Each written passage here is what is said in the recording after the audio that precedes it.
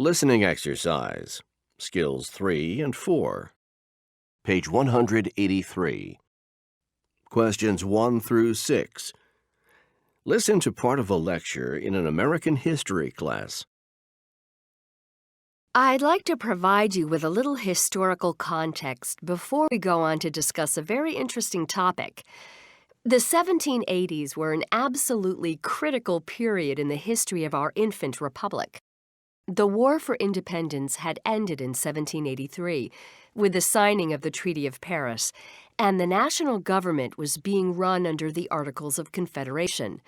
The Articles had been drawn up during the Revolutionary War, and their purpose was to loosely confederate, attempt to unite in some way, the 13 free states in order to conduct war and represent American interests to foreign powers. The Confederation Congress, the federal government at the time, lacked certain basic powers that severely impeded its functioning. You'll recall that this was before the U.S. Constitution was adopted. We'll look at its other failings later in the course, but today I want to concentrate on its monetary failings.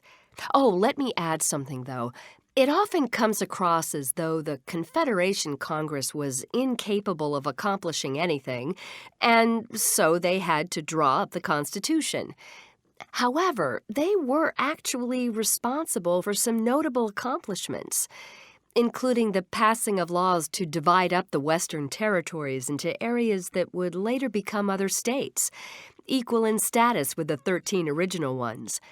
In fact, I would tip my hat to those men who did manage to accomplish important things, in spite of the limitations the Articles of Confederation imposed. But back to my point. The monetary limitations were formidable indeed. The national government had a huge debt from the war and no power to tax. It could only beg the individual states for contributions. Needless to say, the national government was constantly short on money, and it stood a strong chance of not being able to pay, that is, of actually defaulting on its debts. At the same time, each state could circulate its own money. Now, just imagine that.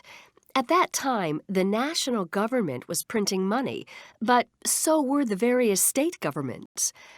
Okay, speaking of money, I want to turn now to an interesting coin that was the first to be issued by the national government in 1787, soon after the government was established. This coin is now called the Fugio coin, or Franklin coin. I wanted to show it to you because it has, on its two faces, some of the themes of the new republic. Now, one of those names it's known by, the Fugio coin, came from the Latin word fugio, which is on the front of the coin. That's Latin for I fly.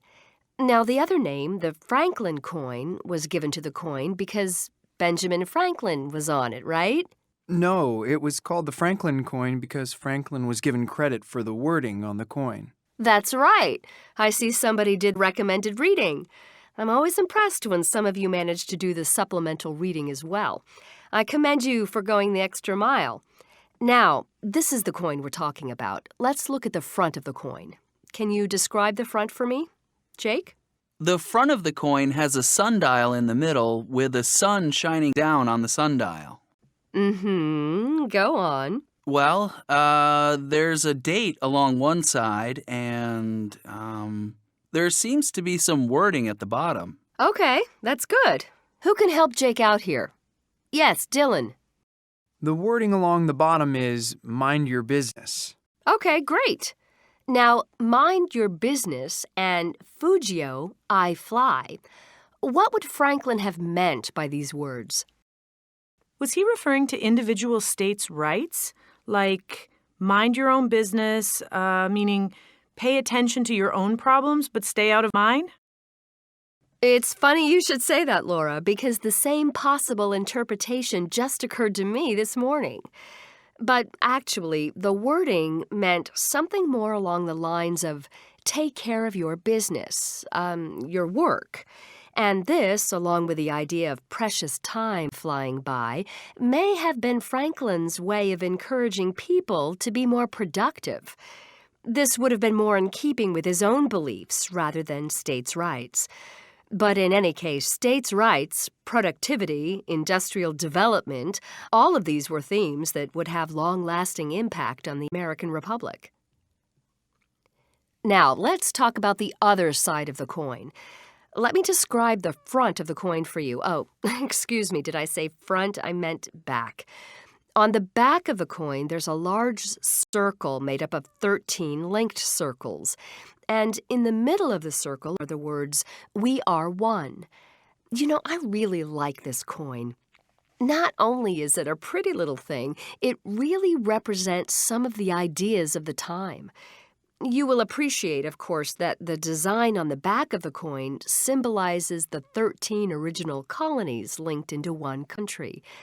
So, this is why I think it doesn't make sense for the words "mind your business" to be referring to states' rights on the front, when the idea of unity is so clearly illustrated on the back. I mean, the symbolism on the Fugio coin seems to me to be the central government's effort to convey the inspiring idea of unity, of solidarity. I should point out that the struggle between individual state rights and the authority of the central government has been ever present in our history. It's something, again, that the Confederation Congress had to deal with constantly, and yet they did so with success sometimes. And it is a common assumption, I think, that the U.S. Constitution was universally welcomed and revered from the beginning. I don't think people today appreciate the fact that for those in the 1780s who were in favor of the state's independence and who opposed central government control, the Articles of Confederation were just fine. For them, the United States Constitution was an unauthorized attempt by the federal government to take away their power.